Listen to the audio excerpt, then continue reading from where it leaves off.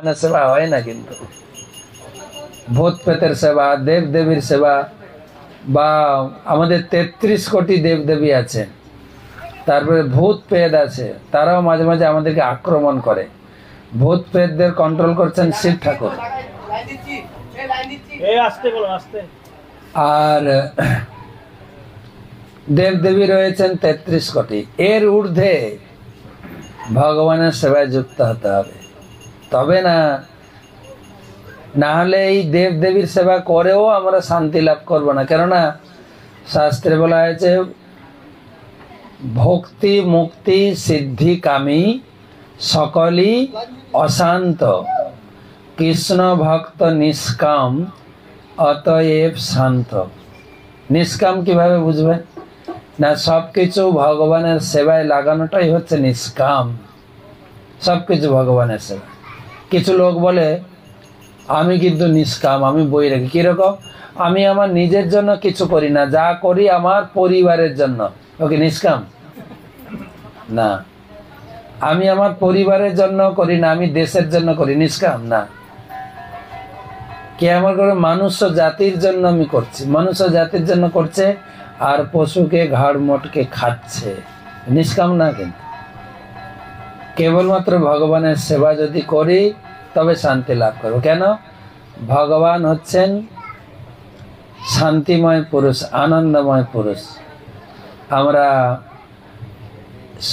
সন্ধ্যার সময় আরতি করলাম না, নমামি ঈশ্বরম সচ্চিত আনন্দ স্বরূপ। একমাত্র ভগবানই হচ্ছেন আনন্দ স্বরূপ, আর কেউ আনন্দ স্বরূপ না। সবাই আমরা দেবদেবীর কাছে যাই, আমরা সবাই দেবদেবীর কাছে প্রার্থনা করি, শুধু এটা দাও ওটা দাও। হ্যাঁ, এই দুর্গা পূজা গেল, মহালয়া থেকে শিখিয়ে দেওয়া হয়, মা আসছে তুমি কি চাইবে? ধনম দেহি জনম দেহি যশো দেহি যদ দেহি। আমরা কয়েকটা ক্লাসে বলেছি, আমাদের গ্রামে ছিল, মা যখন আসতেন প্যান্ডেলে গিয়ে বলতো মা টাকা দাও না হলে দেখা দাও। মা তুমি টাকা দাও না হলে দেখা দাও। মার কাছে তো চাওয়া চাওয়া চাওয়া। কিন্তু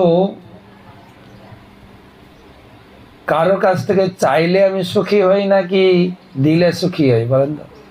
আমি আপনাকে ভালোবাসি, আপনার কাছ থেকে নিয়ে সুখী হব না দিয়ে সুখী হবো? সত্যির কথা বলেন তো। ধরো এই যে ছেলে মেয়ে ভালোবাসা করে, ছেলে মেয়েকে ভালোবাসে, মেয়ে ছেলেকে ভালোবাসে, দুজনে কি চায়? আমি আমার বেস্ট জিনিসটা যদি তোমাকে দিই আমি খুব শান্তি পাবো, আমি খুব খুশি হবো, তুমি যদি আমার এইটা নাও। বলে না বেস্ট জিনিসটা দেওয়া, দেওয়া না নেওয়া। ভালোবাসা মানে কি? আমি যত পারবো আপনার কাছ থেকে নিয়ে নেব নাকি? যতবার কোনটা? ভালোবাসা মানে কি? ভালোবাসা মানে আমি কতটা তোমাকে দিতে পারি। যেখানে যাব, এখানে গোলাপ ফুল নিয়ে গেলে হতো না আমার লাভারের জন্য? এখানে ভালো জিনিস একটু কিছু দেখছি, কাপড় জামা, এই দুর্গা পূজাতে তোমার জন্য এইটা গিফট দেবো, হয় না? তো এটাই প্রভুপাদ শিখিয়েছেন। সারা দুনিয়ার লোক ধর্ম কর্ম করে, চাই। আমাদের ভক্তি পুরুষোত্তম মহারাজ বলেন সারা দুনিয়ার লোক ভগবানকে পুজো করে, তাদের ভগবান হচ্ছে দেনেওয়ালা ভগবান। তাদের ভগবান শুধু দেয়, আর তারা নিতেও থাকে, নিয়েও তারা শান্তি লাভ করে না, তারা নিয়েও শান্তি হয় না, নিতেই থাকে। আর আমাদের ভগবান কি? আমাদের ভগবান লেনেওয়ালা ভগবান, নিতেই থাকে, নিতেই। যে তোমার যা, আর আমি দেবই বা কি, আমার কি আছে? আমাদের বাংলায় বলে গঙ্গা জলে গঙ্গা পূজা, হয় না? গঙ্গাকে কিভাবে পুজো করতে হয়? গঙ্গা জল নিয়ে গঙ্গা পুজো করতে হয়। ঠিক সেই রকম আমার ঘর বাড়ি বিষয় সম্পত্তি, আমার শরীর কার দেওয়া? এখন কোনো মা বলবেন বাবা আমি জন্ম দিলাম আর ভগবান এসে গেল কোত্থেকে? মা দিয়েছেন নাকি ভগবান দিয়েছেন শরীরটা? হ্যাঁ, এখন তো এইখানে বসে গেছেন, ভগবান বলতে হবে, না হলে যদি প্রসাদ না দেয়, তাই না? তাই জন্য মহারাজ যা বলছেন সেটাই। কিন্তু দর্শন কি বলছে, লজিক কি বলছে? গীতায় ভগবান বলছেন ভূমি অপ অনল বায়ু খং মন বুদ্ধির এবচ অহংকার ইতিয়ং মে ভিন্না প্রকৃতি অষ্টধা। যেরকম ঘর বানিয়েছেন না, এই যে দেওয়াল, এখানে রড, সিমেন্ট, ইট রয়েছে না, বালি আছে, তারপরে আমি ওগুলো কিনে একটা ইঞ্জিনিয়ার বা রাজমিস্ত্রিকে দিয়ে বানিয়েছে। তারপরে বাড়িটা আমার, রাজমিস্ত্রি বানিয়ে দিয়েছে, কিন্তু মূল উপাদানটা কি? বালি, সিমেন্ট, ইট, রড, তাই না? ভগবান বলছেন এই শরীর তৈরি হচ্ছে 8টা উপাদান দিয়ে। কি কি? ভূমি, অপ, অনল, বায়ু। মাটি, জল, আকাশ, বায়ু, অগ্নি, এই 5টা আমি তৈরি করেছি মূল উপাদান। আর সেই উপাদান নিয়ে ব্রহ্মা বিভিন্ন রকম শরীর তৈরি করে। ব্রহ্মা হচ্ছে মূল ইঞ্জিনিয়ার, আর সেই শরীর প্রত্যেক মায়ের গর্ভ থেকে তৈরি হচ্ছে তার কর্মফল অনুযায়ী। তাহলে মূল উপাদান কে দিয়েছেন? ভগবান। আর শুধু তাই না, এই 8টা উপাদান দিয়ে শরীর তৈরি, পুরুষ শরীর, স্ত্রী শরীর, সুন্দর সুন্দরী যা তৈরি হয়েছে আমার কর্মফল অনুযায়ী এই শরীর। এই শরীরটা ততক্ষণ কার্যকরী হয় না যতক্ষণ, যেরকম এত সুন্দর মোবাইল বা ল্যাপটপ বা কম্পিউটার, যতক্ষণ না কারেন্টের সঙ্গে সংযোগ না করা হচ্ছে, যত দামি মোবাইল হোক না কেন কার্যকরী হবে না, তাই না? ঠিক সেই রকম আমাদের শরীরও যতদিন না এর ভিতরে একটা কর্ডলেস সিম কার্ড না দেওয়া হচ্ছে, এই শরীরটা কার্যকরী হবে না। কর্ডলেস সিম কার্ড মানে আত্মা। সবার শরীর আত্মা আছে, কিন্তু যার জন্য আমরা কীর্তন করতে করতে এখানে এসে উপস্থিত হয়েছি, আমরা কথা বলছি, ভাবের আদান প্রদান করছি। আত্মাটা চলে গেলে, আত্মাটা কিন্তু আমার সম্পদ না, কিন্তু আমি ধরে রাখতেও পারি না, ডাক্তারের কাছে টাকা দিয়েও ডাক্তার ধরে রাখতে পারবে না। ভগবান যতদিন এ আত্মা দেবেন ততক্ষণ আমি এখানে কথা বলবো, কাজ করব। তো সেই কথাই এখানে বলছেন, সেই আত্মা, আত্মা আমাদের একটা গান ছিল, খাঁচার ভিতর অচিন পাখি। খাঁচা, খাঁচা দেখেছেন না? খাঁচা, তো খাঁচা যদি আমরা খাঁচার ভিতরে পাখিকে না খেতে দিয়ে শুধু খাঁচা পরিষ্কার করি ভালো করে, পাখি সুখে থাকবে তো? আরে বাংলা কথা বোঝেন তো? হ্যাঁ কি না বলবেন তো? না। ঠিক আমরা সেরকম আমাদের খাঁচা পরিষ্কার করছি, কত সুন্দর সুন্দর কসমেটিক্স ব্যবহার করছি, কত প্রকারের লোশন, হেয়ার লোশন থেকে, ফেস লোশন থেকে, বডি লোশন থেকে, নখের লোশন থেকে, লোশন আর লোশন। এই খাঁচা পরিষ্কার করলে কি হবে? ভিতরে আত্মাকে যদি আমরা সেবা না করি তা আমরা সুখে থাকবো নাকি? সেটা এখানে বলছেন।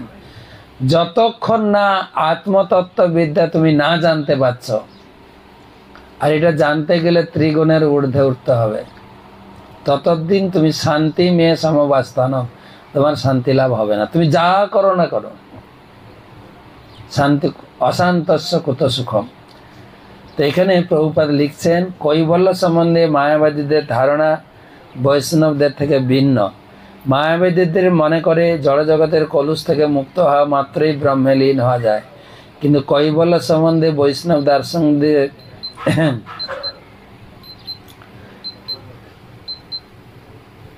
দার্শনিকদের মত সিদ্ধান্ত ভিন্ন। বৈষ্ণবেরা তাদের নিজেদের স্থিতি, পরমেশ্বর ভগবানের স্থিতি সম্বন্ধে যথাযথভাবে অবগত। নির্মল স্তরে জীব বুঝতে পারেন যে জীব হচ্ছেন পরমেশ্বর ভগবানের নিত্য দাস। সেই অবস্থাকে বলা হয় ব্রহ্মভূত স্থিতি বা জীবের পারমার্থিক পূর্ণতা। ভগবানের সঙ্গে প্রেমের আদান প্রদান অতি সহজ সাধন করা সম্ভব। ভগবদ গীতায় বলা হয়েছে, কেউ যখন ভগবানের প্রেমময় দিব্য প্রেমময় সেবায় যুক্ত হন, তখন তিনি চিন্ময় আনন্দ লাভ করেন এবং কৈবল্য স্তর এবং ব্রহ্মভূত স্তর প্রাপ্ত হন। তো এখানে প্রভুপাদ এটাই বুঝালেন যে আমাদের কি করতে হবে? ভগবানের সেবায় যুক্ত হতে হবে। ঠিক আছে? যেরকম একটা একখণ্ড তার, ইলেকট্রিক তার, রাস্তায় যদি পড়ে থাকে তার কোনো দাম থাকে না, তাকে মারিয়ে চলে গেলেও কিছু হবে না। কিন্তু ওই তারটা যদি হাই ভোল্টেজ তারের সঙ্গে যুক্ত হয় তখন তার কার্যক্ষমতা শুরু হয়। এবার একটু মারান না, আপনি শক খাবেন, ঠিক না? ঠিক সেরকম আমরা ভগবান থেকে বিচ্ছিন্ন হয়ে গেছি। বিচ্ছিন্ন হয়ে আমরা মনে করছি আমি এই পরিবারের লোক, এই পরিবারে আমার জন্ম হয়েছে, এই দেশে আমার জন্ম হয়েছে, এই রাজ্যে আমার জন্ম হয়েছে, আমি আমার দেশকে ভালোবাসবো, রাজ্যকে ভালোবাসবো, সমাজকে ভালোবাসবো। সেই ভালোবাসার দ্বারা প্রকৃত শান্তি বা সুখ পাওয়া যাবে না, এটাই ভগবান এখানে বোঝাচ্ছে। আমরা এই পরিবারের লোক না তো। ভগবান গীতায় বলেছেন মামাই বংশ জীবলোকে জীবভূতা সনাতন।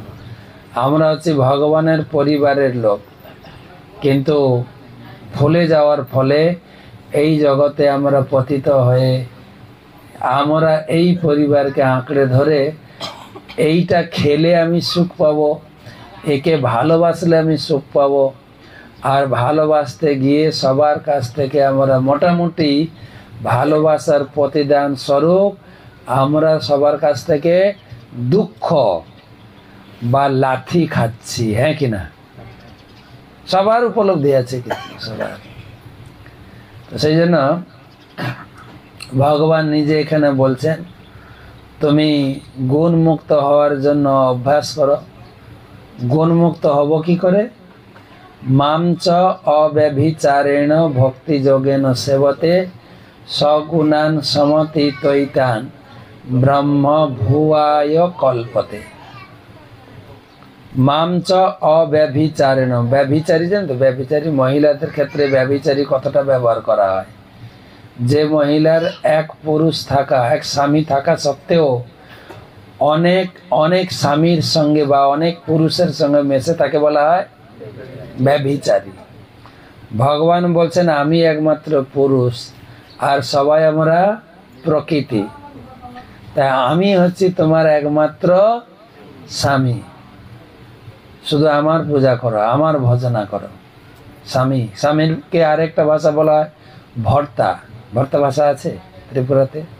ভর্তা মানে যে আমার ভরণ পোষণ দেন তাকে বলা হয় ভর্তা। তা আমি একমাত্র ভর্তা।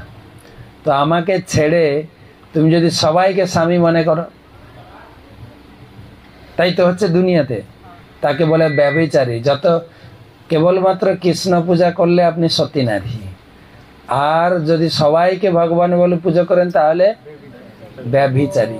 তাই ভগবান এখানে বলছেন যে কেবল অব্যভিচারী ভক্তি হলে তাহলে তুমি শান্তি লাভ করবে, নাহলে এই মন্দিরে গিয়ে পূজা করবে, এই ঠাকুর ওই ঠাকুর সব ঠাকুর এক, তাহলে তুমি তো ব্যভিচারী। লোকে বলে এই বৈষ্ণবরা কেবল শুধুমাত্র কৃষ্ণ পূজা করে আর কাউকে মানে না। আমরা কিন্তু ওই রকম না, আমরা সবাইকে মানি। বলে না? বলে না? বলে।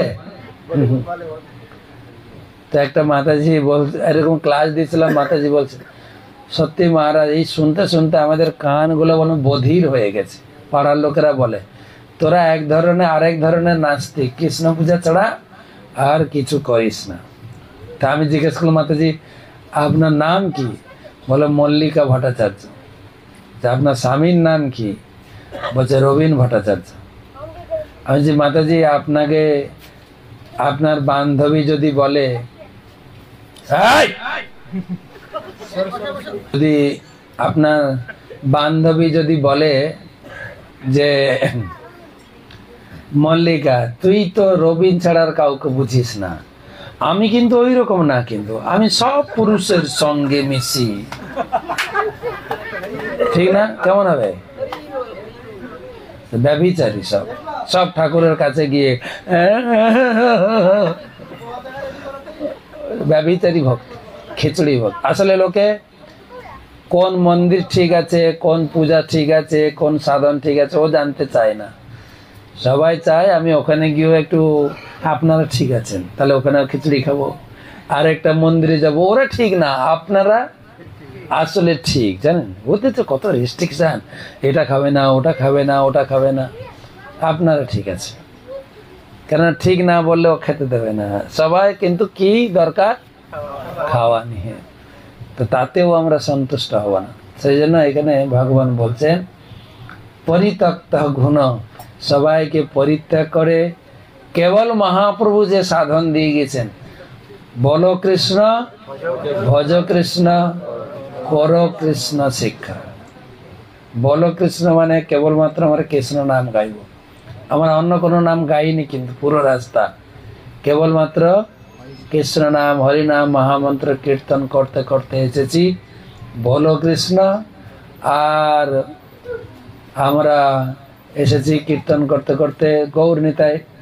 আর এখানে যে ভজ কৃষ্ণ, কৃষ্ণ পূজা করেছি, প্রত্যেক বাড়িতে আমরা মন্দিরে গেছি, কৃষ্ণ পূজা করেছি, এবং এবারে কৃষ্ণকে ভোগ লেগেছে। আমরা কৃষ্ণ পূজায় কেবলমাত্র কৃষ্ণ পূজার প্রসাদ খাই, প্রসাদ খাবো এখন, তাই না? যেরকম সতী নারী কাকে বলেন? সতী নারী, সতী নারী তাকে বলে যে কেবলমাত্র পতির উচ্ছিষ্ট খায়, আর কিছু খাবে না। পতি খাওয়ার পরে তিনি আহার গ্রহণ করবেন। এখন অবশ্য একটু উল্টো, হ্যাঁ, সতী নারী পতির প্রসাদ খায় নাকি পত্নীর প্রসাদ পতি খায়, কোনটা? এখন তো ফ্যামিলি রেস্টুরেন্ট না, সবাই একসঙ্গে বসে খাবো, খেতে খেতে আগে স্ত্রী উঠে যাবে, দেখ আর ভালো লাগছে না, যা। এবারে পতি কি করবে, যে পয়সা দিয়ে কিনেছি ফেলে দেবো সবগুলো চেটে মেটে। উল্টো মনে হয় না? স্বামীর উচ্ছিষ্ট স্ত্রী খায় নাকি স্ত্রীর উচ্ছিষ্ট স্বামী খায়, কোনটা? না, কোনটা খাবেন এখন ওর বলবে না। আমরা দুজন বান্ধবী, বন্ধু বান্ধবীর মতো থাকি, দুজন দুজনকে এরকম ভাবি না, কিন্তু হ্যাঁ একসঙ্গে খাওয়া দাওয়া করি। আপনি কেন এরকম বলতে আছেন? তো কিন্তু শাস্ত্রে যেটা বলা আছে, সতী নারী মতলব কেবলমাত্র পতির খাওয়ার পরে সে খাবে। যেরকম জয়দেব গোস্বামীর নাম শুনেছেন, আছে না? শুনেছেন না জয়দেব গোস্বামী? জয়দেব গোস্বামী যে গীত গোবিন্দম লিখেছেন, গীত গোবিন্দম লিখছিলেন, লিখতে লিখতে ভাবের আবেগে দেখছেন, লিখছেন আর দেখছেন চোখের সামনে। কি দেখছেন না, রাধারানী মান করেছেন, কৃষ্ণকে মান ভাগাচ্ছেন, তোমার চরণ ধরি। এখন ওটা লিখবেন কি করে? কৃষ্ণ রাধারানীর চরণ ধরছেন, লিখবেন কি করে? দেহি পদ পল্লব মুদারম, শুনেছেন না? তো লিখলেন না, বলে না এটা লিখবো, কি লিখবেন না, লিখে চলে গেলেন। তখন বললেন এখানে লেখা বন্ধ করে তিনি বললেন পদ্মাবতী, তার স্ত্রীর নাম ছিল পদ্মাবতী, পদ্মাবতী, যে আমি একটু স্নান করে আসি। স্নান করতে গেছেন, স্নান করে এসে প্রভু খেতে বসবেন, এদিকে কৃষ্ণ জয়দেবের রূপ ধরে চলে এসছেন। তাড়াতাড়ি এসে বলছে পদ্মাবতী, ওই কাগজ পেনটা দাও তো, একটা পদ ভুলে গেছিলাম, যেটা জয়দেব লিখেননি ওইটা জয়দেবের রূপ ধরে ভগবান লিখে দিলেন। দেহি পদ পল্লব মুদারম লিখলেন, দিয়ে খেতে বসলেন, খেয়ে দিয়ে চলে গেছেন। এবারে পদ্মাবতী খেতে বসেছেন, আর তখনই অরিজিনাল জয়দেব ফিরেছেন। জয়দেব ফিরে দেখছেন স্ত্রী খেতে বসে গেছে। কি ব্যাপার, আজকে তুমি আগে খেতে বসে গেলে যে?